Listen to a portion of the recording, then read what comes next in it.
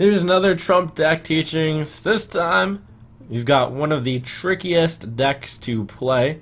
It is very difficult to teach how to proficiently play Miracle Rogue in however long this video will be, maybe 30 minutes-ish. But I will do my best to at least explain the basic concepts of this deck. And the good news, at least, is that it plays out pretty much the same way against every deck. The way of killing someone is often the same. It's just how you get there that's different. This was a list used in order to hit top legend on EU by a guy named gul'dan. And there are quite a few variations on this. Some people run Malago, some people run N'Zoth. I think I might showcase both those decks eventually as well, but they're not going to be a high priority because they do play similarly to this deck as well. The general concept of all of those decks, though, is step 1, you gain control of the board with efficient cards such as Backstab and SI7 Agent and Eviscerate. Step 2, you try to get a little bit ahead of the board with cards such as Tomb Pillager, Violet Teacher, and Azure Drake, although you're usually playing from behind. Step 3, before you die, you play your Gul'dan Auctioneer, and then you play a lot of zero-cost spells or preparation to make these cards cost lower, and then you draw a bunch of cards, and then you conceal the Gul'dan Auctioneer, and then the turn after that, you draw even more cards, and then Cold Bloods, Leroy's are going to do a lot of damage. The other way of doing it is to actually just get ahead on the board, maybe with a big Edwin Van Cleef, for example, and then conceal after attacking once, and then attack again, and then finish them off with some direct damage. What sets Rogue apart from other decks is that it's very efficient. 0 mana deal 2, 3 mana 3/3 deal 2. Tomb Pillager is like Death Rattle, draw a card, which also adds a mana to your hand, because that's exactly what the coin does when you have Gul'dan Auctioneer in play. Tomb Pillager and Gul'dan Auctioneer work really well together. You've got Azure Drake, which can prepare a Fan of Knives to deal 2 damage to everything. You can deal 3 damage with Backstab. And you can just tempo people as well with Preparation. Preparation Fan of Knives kills Zoo. Preparation Shadow Strike can get you far ahead on the board, especially if you get Edwin into it. So there's a lot of ways to get really far ahead on the board really quickly. It may be a little bit of a surprise not to see Zeril here. Gookboy has chosen to include Violet Teacher instead. And this is a little bit of a metagame call. Violet Teacher is better against faster decks such as Shaman and such as Zoo. Zeril's better if games go very long. There's also room to maneuver a bit and make your own deck decisions, like there's only 1 Deadly Poison, why not 2? There's only 1 Shadow Strike, why not 2? There's only 1 Earthen Ring Farseer, why not 2? Some of these are a little bit interchangeable. I must protect the wild. Watch your back. With Rogue, the default cards to keep are Backstab and SI7 Agent. Those cards are really efficient against pretty much every deck. The interesting cards to keep are Preparation if you're up against fast decks, especially if you are also holding Fan of Knives or Shadow Strike. SI7 Agent is worth keeping even without Backstab or Preparation, though. If you are going second, you have the coin that, of course, makes the SI7 Agent that much better. So this is a little bit familiar. Perhaps you've seen the deck teachings of Cthulhu Druid. Not sure whether or not it's Cthulhu Druid yet, but that is the most popular version out there right now. There are some matchups where you're going to want to keep Blood Mage Thanos in your hand, and you might want to develop the dagger instead, but this is not one of them. I'd rather just cycle that.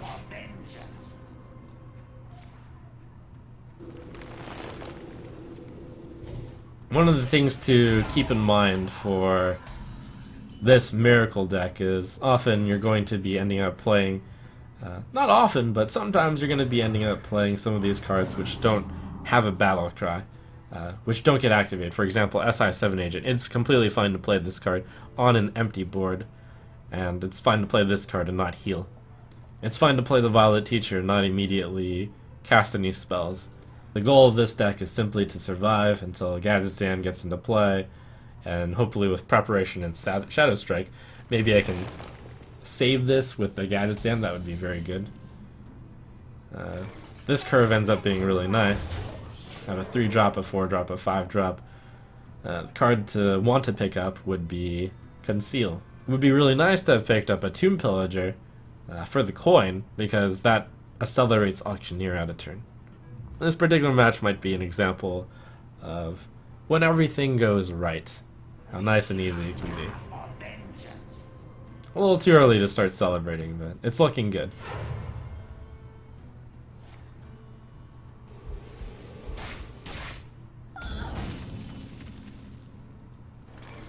I'm going to trade here because the Wrath would kill the Azure Drake.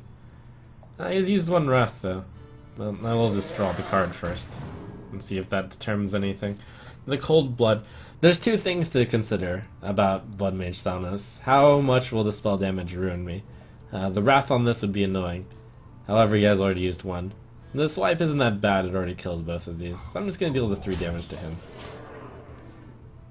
Damage will matter a little bit with this deck because getting that extra damage in makes it easier to finish the opponent. Sometimes it seems like Miracle Rogue can just pull out a bunch of damage, so this risk might look like it's not worth taking, but it's 3 free damage. And it's also, he's so likely to do this trade.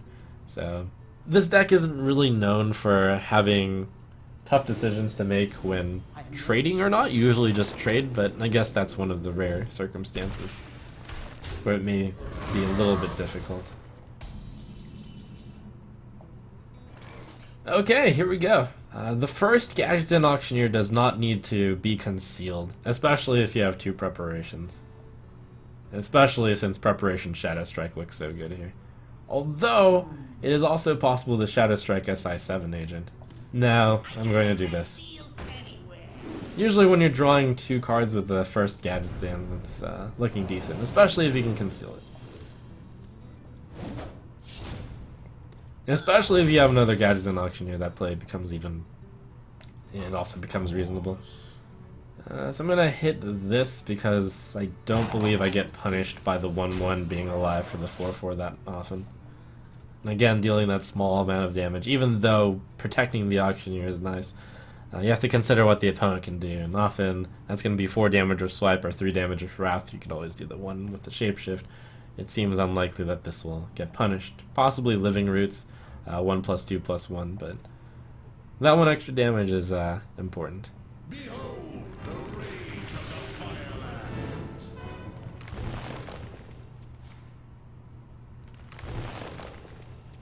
That's pretty good. Staghelm Nourish gets 2 mana also. The Living Roots, but not quite enough.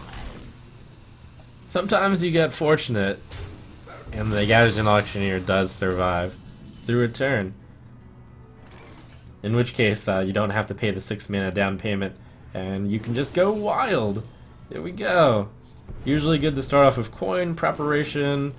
Preparation Fab now is a good way of just starting because you absolutely know that you're going to do it. Start off with the stuff that you absolutely know you're going to do, such as Eviscerate or Cold Blood perhaps. How much damage do we have? Make sure you count it up before doing anything. 4, 8, 12, 16. It's very close. Could also advance the board of 2 SI7 agents. But I think in this case, this looks strong.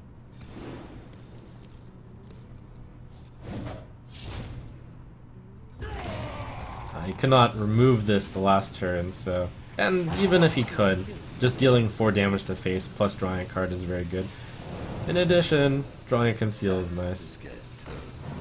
There's no way for Drew to actually deal with this.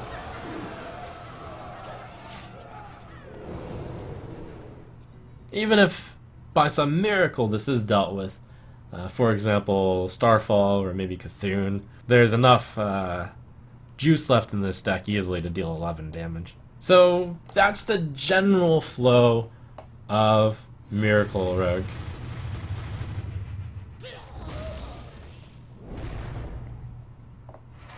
Step 1, play gul'dan.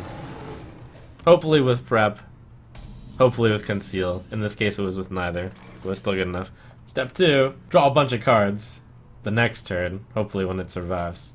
Step 3, sometimes you can get enough damage in anyways. So many options. In this case we're going to try to go for Edwin Van Cleef, a big one. Or will we? Could do something like Pillager SI7 Cold Blood, and then just end up doing a lot of damage eventually. No, I'm gonna make a big Edwin Van Cleef instead. Thank you. 6/6 is pretty big.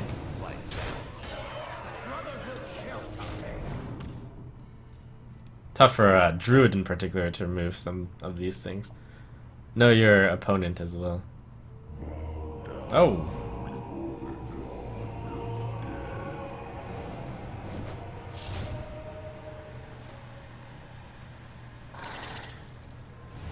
Thank you.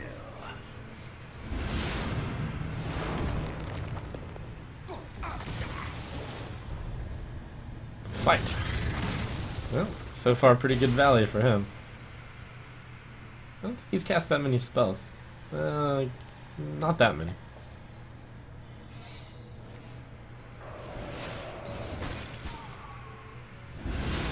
By the light.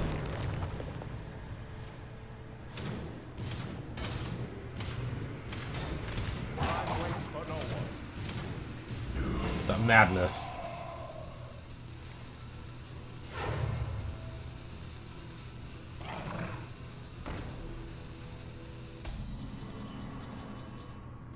Okay, a Hunter Secret and a Paladin Secret. Well, that's pretty crazy. Let's see what happens. All of you. Huh. That's a bummer. Can still beat him up the old-fashioned way, though.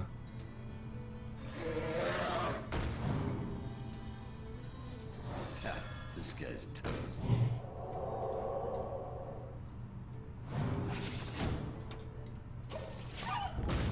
That deck usually doesn't have any life gain past Feral Rage for 8, so that's been taken care of. You will often, with this deck, end up almost drawing the entire deck, so it's pretty important to know how much damage is left in the deck. There's a Leroy in it, there's an Eviscerate in it, so that's 10 right there. And that is the most likely way to kill the opponent, past adding in a little bit of damage here and there. Do you have the artifact?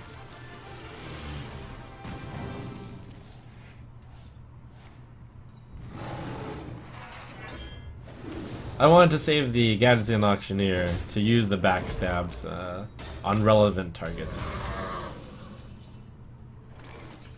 So, as you can see, there's still ways to draw out the entire deck, and then there would be a Conceal as well.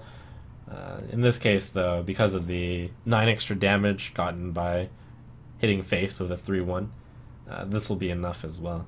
I guess the demonstration is in order. And if you know your deck well enough, and say the Eviscerate were in here, you could be almost guaranteed of lethal still. In fact, I think it is still guaranteed lethal. Even if that Eviscerate is lurking in the bottom, you can count on the miracle of the deck getting there. Well, maybe not if it was on the bottom of the deck, but I don't know. Even if it was on the bottom, the Shiv would draw the remaining cards. I'm almost. So that's the consistency of Miracle. I'm out of cards. Hey, lights out. Well, Apologies to the bad manners to my opponent. I was saying if Eviscerate was on the bottom of the deck, knowing the contents of your deck is very useful in this deck. watch your back. I always do.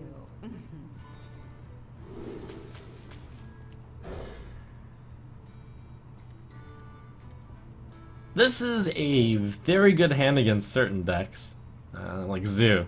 It's very difficult for some decks to deal with a 6/6 Edwin Van Cleef on turn 3, especially if you get a useful effect off. Pleasure is mine. This is going to be a demonstration against a control deck, though, or against a mirror, really. In this matchup, you're going to be looking to keep minions. Minions will be doing a lot of the work, and spells will usually be used to remove the minions. So here's a prime example of how that SI7 agent is perfectly fine. Here's also another example of an alternate way to win, perhaps. Preparation, Fan, Edwin Van Cleef, Cold Blood, Conceal could possibly be used in order to deal 20 damage. Make a 10-10 Edwin, or an 8-8 Edwin, as it would be, and then conceal him. Not really the matchup for it because of a sap, but it's a possibility. And what would be nice is to use a Cold Blood on a minion. Well, say for example that the SI7 agent had survived. It would be possible to do Preparation, Fan, Cold Blood the SI7 agent, and then Edwin Van Cleef, if I had one more mana also, and then Conceal. And then that would have an 8 damage Edwin waiting, as well as a 7 damage SI7 agent, and then that would be 15 damage the next turn. So that's another way to win in an aggressive fashion. It's not always just gadgets in.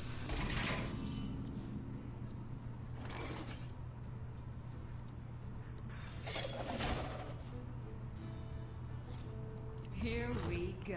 You'll often cycle a Fan of Knives against control decks. Thank you.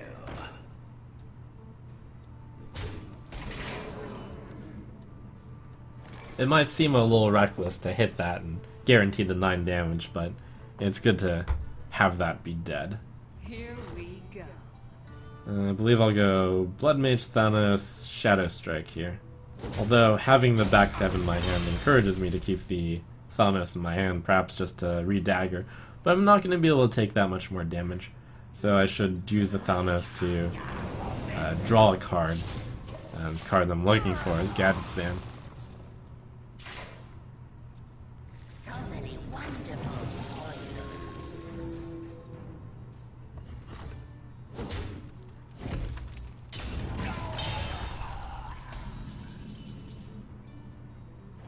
Looks like here I'm going to be making a decent sized Edwin Van Cleef. Not a huge one because it can get sapped, but a decent sized one. And I'm not going to conceal a 6/6. It's simply not worth it. The Brotherhood shall prevail. Opponent has a lot of cards in their hand. And our hand's kind of trashy. And this is the importance of minions in this matchup. Thank you.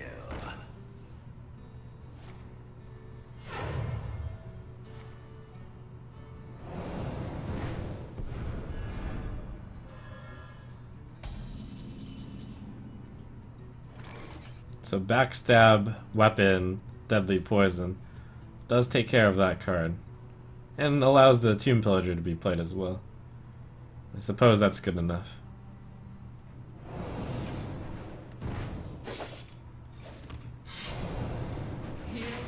I might sound like a broken record here, but often the play that takes the most mana is correct. This is in dangerous range of the opponent, but 14 on 7 mana, that's not that easy to do, even with Leroy and Eviscerate and Prep. It's possible, but maybe not. So, given that gul'dan hasn't been drawn yet, and this hand has been a bit slow, it looks like the game plan is going to be to hit him in the face with the Tomb Pillager, which has been cold-blooded, hopefully draw a preparation on something useful, play the Edwin Van Cleef and Conceal, and then try to kill him the next turn. It'll be a little bit desperate, and it's going to be tough to deal with the Azure Drake. That would make it very close to lethal for me, but I think that's the best chance. Too soon.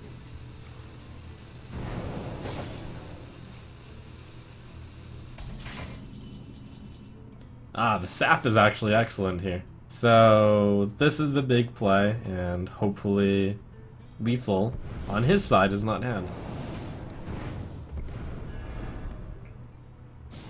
One of the cases where it's going to be an attempt to win without the Auctioneer, where every card is used in our last gasp, pretty much.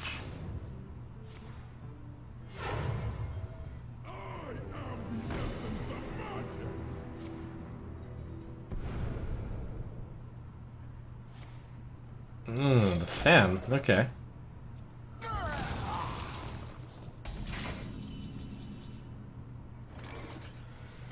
Well, that's good enough. Well played. Well played. Post game. Gadgetzan or Eviscerate, or possibly another card draw card, could have led to a Eviscerate there too. But I think that's a good enough showcase of how that's the second way of possibly winning the matchup. To go aggressively into a Cold Blood Conceal and also conceal something useful. Your soul shall be mine. Watch your back. The perfect luck. We'll see how good his hand is. Okay, good news. Got Preparation Fan Knives. The Gadgetzan Auctioneer would not be kept against Warlock because the Zoo can run you over. You're looking for cards like Backstab and SI7 Agent to hopefully be able to take on the board. If it is Zoo.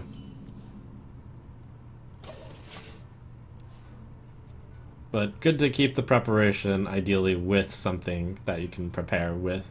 And even more ideally with either SI7 Agent or Edwin Van Cleef. It's a turn 1 pass, which is either a very unfortunate draw from Zoo or it's a control Warlock.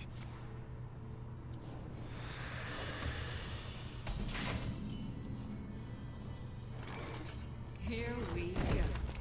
Given that he tapped the first turn, looks like this Phantom Knives won't be very useful, so I'm going to play it. You'll often play that against control decks.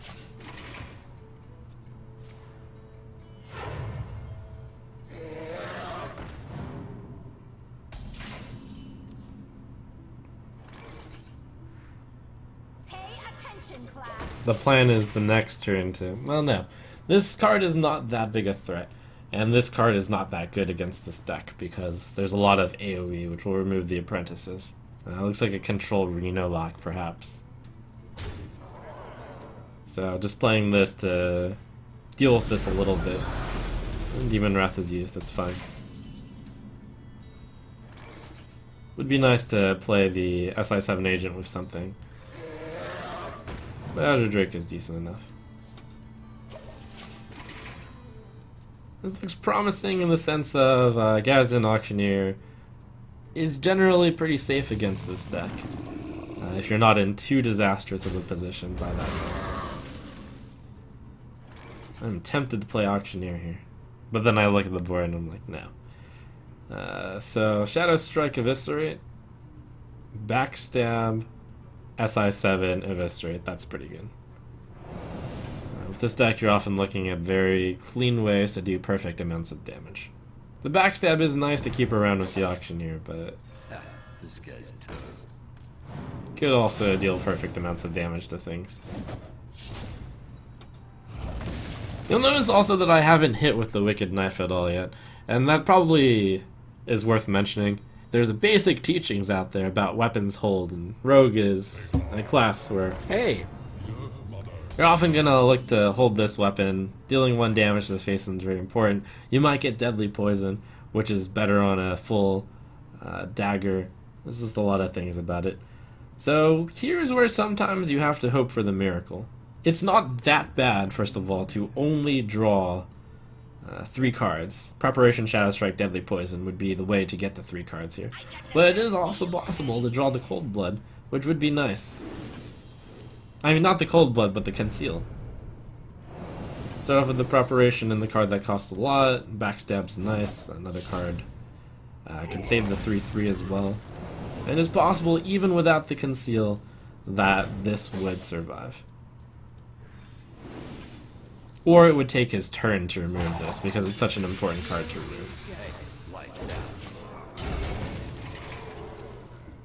That's a 4-card draw from the Auctioneer. Unfortunate that there was no Conceal, but that could be okay. Furthermore, it looks like the opponent does not have an answer to the Gadgetzan, which is very good. Casual Sap, draw more cards. I wonder if we have lethal.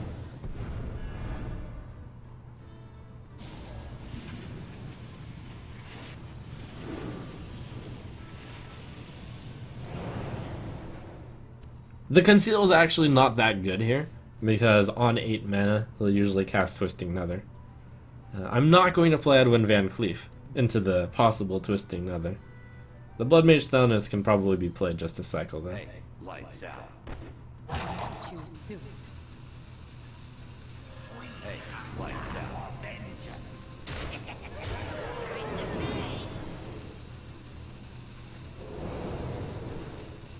Here we go. There is the idea that if you play Twisting Nether, you cannot play Reno Jackson and cannot heal back to full. So therefore, just dealing the damage and then hopefully getting enough. For example, an Eviscerate or Cold Blood would do it with the Leroy. And there's 2 cards to draw for it because of Blood Mage Thanos as well as the natural draw. And only 10 cards left. Reno Jackson, Reno is often a case of considering all of their possible options and just going for it. Unfortunately, we draw the Eviscerate and it's all nice and good. Whereas it was possible for him to stabilize if his next card was perhaps Reno Jackson after that.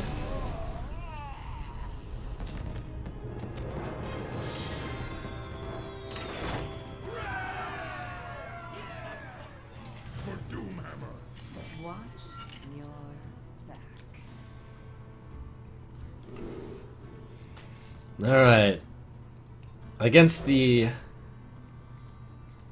fast matchup against, say, Shaman or Zoo.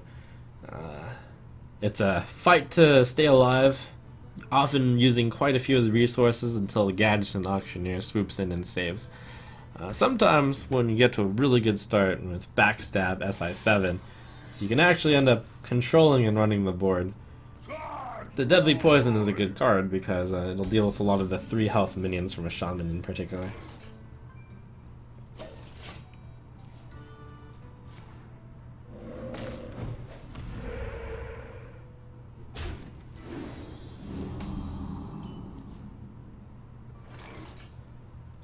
Rogue often has to exercise a lot of patience.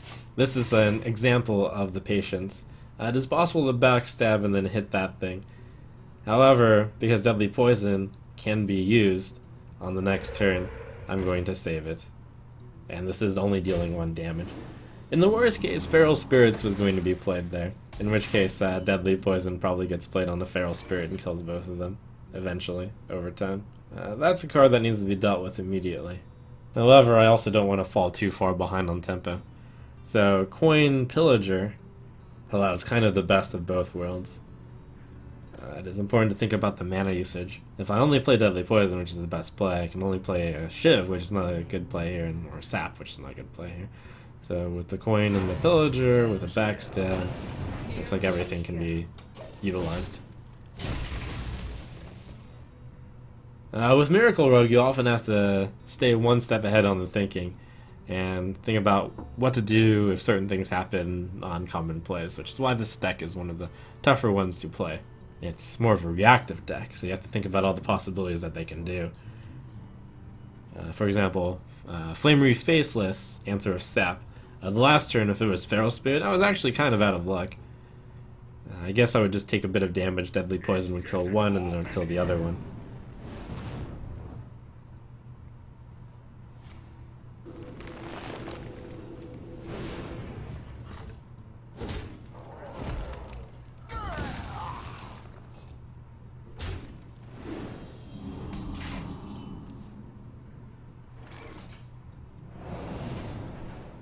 We'll get the SI7 agent out.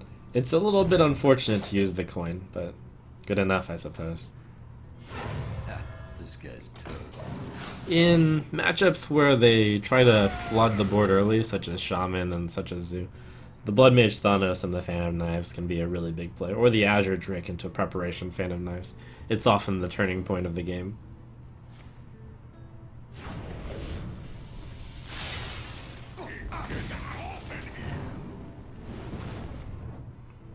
And I think that Blood Mage Thanos Phantom Knives is one of the turning points of this game here. Oh, or the Azure Drake Preparation Phantom Knives, as it turns out. That's also good. In this case, it is better to get that big 4/4 on the board.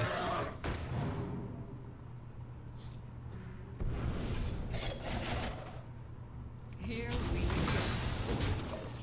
Even if there were, well, if there were an Auctioneer in the hand, it would have probably been very tempting to go Thanos, Phantom Knives, save the preparation for Auctioneer. In that case, that would probably be correct. but this would also still be a very compelling play.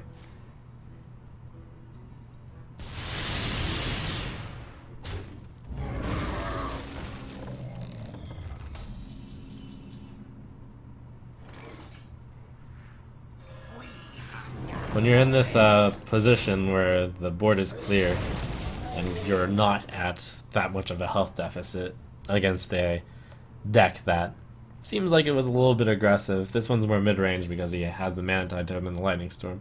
And you can generally just relax and go a bit longer for Auctioneer and bask in the win, which you've likely had.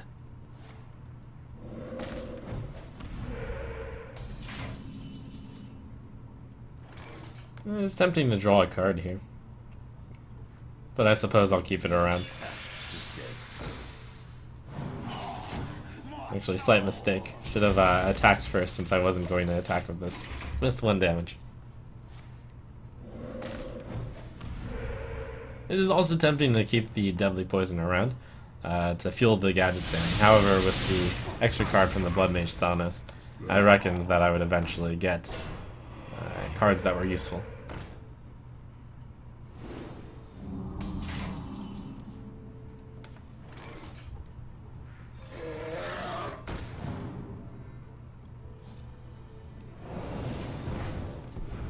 Here we go.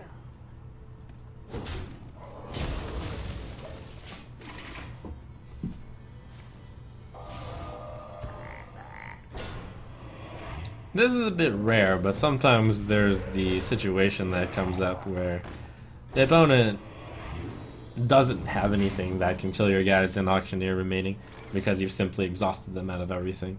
In this case, it's possible to kill this with this, but this looks like it's holding the line just fine. So many. So we count on Frog here to Pay attention, hold. class. Thank you. And pass it over. Even if Frog doesn't hold, this goes in here and then the dagger stabs that, and that's all good. Also nice is the Pillager probably gets the value here of Death Rattle, draw a card, and add 1 mana.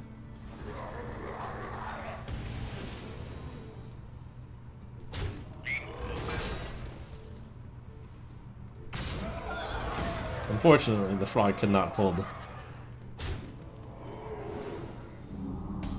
Almost, Frog.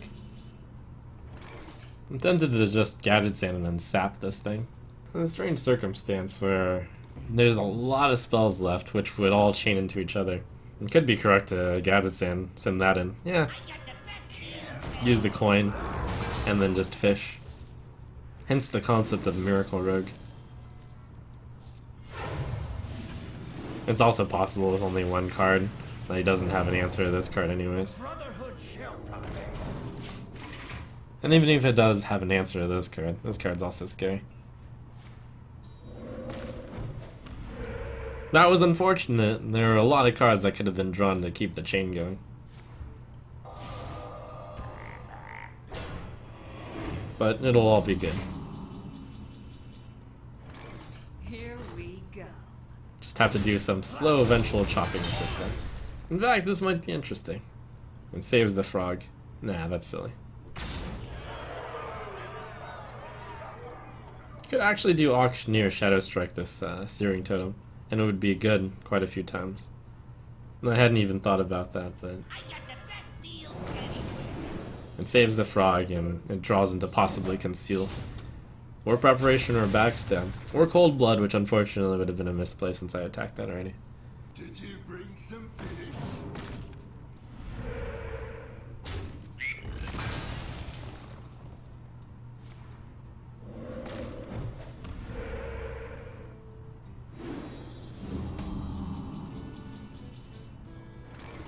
And it's time for a miracle.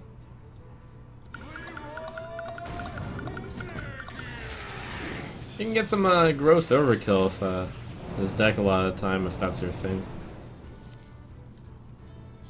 But we won't need to demonstrate that here. Actually, I just demonstrated it. Oops.